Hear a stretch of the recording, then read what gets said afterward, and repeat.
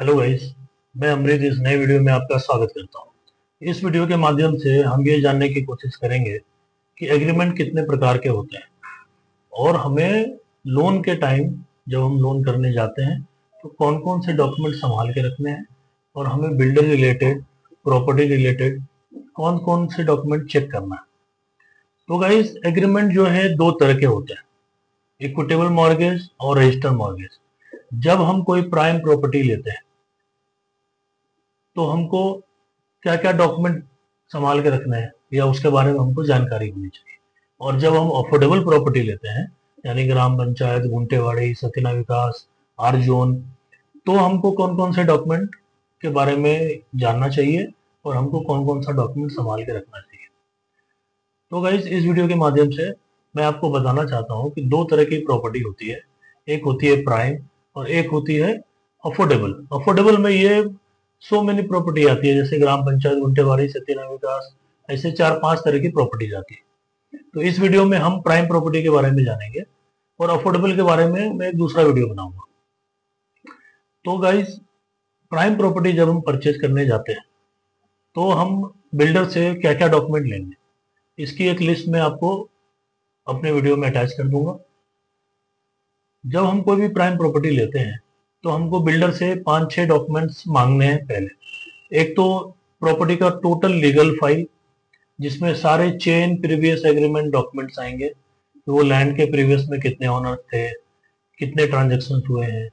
साथ में 15 ईयर का सर्च रिपोर्ट लेंगे। इसके साथ जब प्रॉपर्टी हम हैंडओवर बिल्डर हमें करता है और हम बैंक को एग्रीमेंट के लिए जाते हैं, और जब हम बिल्डर के पास एग्रीमेंट के लिए जाते हैं तो उसके पहले हमें बिल्डर से लेने हैं कमिशमेंट सर्टिफिकेट, कंप्लीशन सर्टिफिकेट, ओसी, प्लान कॉपी। प्लान कॉपी दो तरह के होते हैं, एक लेआउट होता है और एक फ्लोर प्लान होता है। लेआउट मतलब उस पूरी सोसाइटी में जो बिल्डर वो बिल्डिंग बना रहा है उसमें टोटल कितने विंग्स है, उसके लेआउट प्लान। और जिस फ्लोर पे आपका फ्लैट है उसका फ्लोर प्लान। फ्लोर प्लान में फ्लैट रिलेटेड सारी इंफॉर्मेशन रहती है, कितना स्क्वायर फीट बिल्डअप है, कितना कारपेट है, बिल्डर ने क्या क्या उसमें कैलकुलेशन किया है और पर स्क्वायर फीट आपको क्या रेट लगा है। इसके साथ में एक कॉस्ट शीट अटैच होती है जिसमें सारे रेट्स और चार्जेस डिटेल रहता है। इसके अलावा हमको सोसाइटी का सर्टिफिकेट, बिकॉज अभी रेरा के अंदर प्रॉपर्टी आती है तो उस बिना सोसाइटी हैंडओवर के बिल्डर आपको फ्लैट नहीं दे सकता। तो जब आपको बिल्डर फ्लैट देता है तो सोसाइटी बनानी पड़ती है, इसलिए सोसाइटी शेयर सर्टिफिकेट आपके पास में रहना चाहिए। इसके साथ ही आपको जो भी एनओसी है वो बिल्डर से लेना है, यानी पोजीशन लेटर। और पोजीशन लेटर लेने के साथ में जब आप एग्रीमेंट लेंगे तो उसमें दो कॉपी आपको मिलती है। एक तो एग्रीमेंट, दूसरा एग्रीमेंट में दो कॉपी जो अटैच रहती है वो है इंडेक्स 2 और रिसिप्ट। ये एग्रीमेंट का पार्ट होता है। आप ध्यान से जब भी एग्रीमेंट ले तो ये दोनों डॉक्यूमेंट जरूर देखें जो कि एग्रीमेंट में अटैच होना चाहिए। इसके साथ ही आज के महाराष्ट्र गवर्नमेंट में कंपलसरी हो गया है पोजीशन लेटर आपके कार पार्किंग का। तो जब भी आप पोजीशन लेंगे तो कार पार्किंग का भी पोजीशन लेटर आपको मिलेगा। उसमें सारे डिटेल्स रहेंगे, कितना स्क्वायर फीट का आपको कार पार्किंग दिया गया है, कौन सा नंबर का कार पार्किंग है और कौन से विंग में या कहाँ पे उस लेआउट में सिचुएटेड है। तो गाइज, ये जरूर से जरूर ध्यान रखें, बिकॉज महाराष्ट्र गवर्नमेंट के हिसाब से नया रूल जो बना है उसमें अगर आपके पास में कार पार्किंग नहीं है तो आपको कार खरीदने में परेशानी आ सकती है। शोरूम आपको बिना ये डॉक्यूमेंट्स के कार नहीं देगा इन फ्यूचर। तो गाइज, इसके साथ में जो भी डॉक्यूमेंट्स हैं आप जरूर से जरूर ध्यान रखें। जब आप बैंक को लोन के लिए अप्लाई करते हैं तो बैंक डिसबर्समेंट के बाद जब आपको चेक हैंडओवर करती है या आपके बिल्डर को चेक देती है, उसके पहले बिल्डिंग रिलेटेड, अपार्टमेंट रिलेटेड, आपके फ्लैट रिलेटेड सारे डॉक्यूमेंट्स जो भी ओरिजिनल डॉक्यूमेंट्स हैं वो अपने पास रख लेती है। इन फ्यूचर अगर आप कभी भी टॉपअप के लिए जाओगे, आपको कुछ और लोन की आवश्यकता हो 1-2 साल के बाद, तो आपको बैंक में फिर से सारे पेपर्स के लिए रिक्वेस्ट डालना होगा। या फिर अगर आपको बैंक से लोन ट्रांसफर करना है किसी दूसरे बैंक में कम इंटरेस्ट रेट करने के लिए, तो भी आपको सारे डॉक्यूमेंट्स लगेंगे।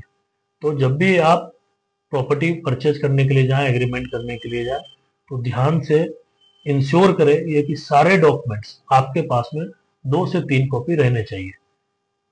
बेस्ट ये होता है कि जब आप एग्रीमेंट करते हैं बिल्डर के साथ में, तो उसी लॉयर को आप बोल दे मुझे 2 सेट एक्स्ट्रा सर्टिफाइड कॉपी करके दे दो, तो बिल्डर उसको बोलता है और आपको सर्टिफाइड कॉपी, उसके लिए आपको चार्जेस पे करने पड़ते हैं, आपको 1000-2000 रुपए देने पड़ेंगे।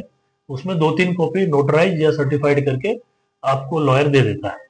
तो इन फ्यूचर वो आपके लिए अच्छा होगा। बिकॉज ये वीडियो मैं इसलिए बना रहा हूँ कि हमारे पास जितने भी कस्टमर्स आते हैं 70-80% कस्टमर के पास में प्रॉपर्टी के डॉक्यूमेंट नहीं होते। सारे कस्टमर यही बोलते हैं हमने सारा ओरिजिनल डॉक्यूमेंट बैंक को दे दिया, हमने बैंक को दे दिया। तो गाइस जरूर से जरूर जब भी आप लोन करने को जाए तो ये सारे डॉक्यूमेंट्स आपके पास में रहने चाहिए, आपके पास में उसका कॉपी रहना चाहिए। और साथ में इस बात का जरूर ध्यान रखें कि जो भी आप डॉक्यूमेंट बिल्डर से ले रहे हैं उसमें एनए कॉपी भी होना चाहिए। ये सारे डॉक्यूमेंट ये बताते हैं कि ये प्रॉपर्टी लीगल है और इसको कॉरपोरेशन की सारी सुख सुविधा मिलेगी, कॉरपोरेशन का पानी आएगा, बिजली आएगा, टैक्स आएगा। तो ये सारी चीजें जो है जरूर होना चाहिए। ये इंश्योर करता है कि आपकी प्रॉपर्टी आगे चल के किसी भी झमेले में या किसी लिटिगेशन में नहीं फंसेगी।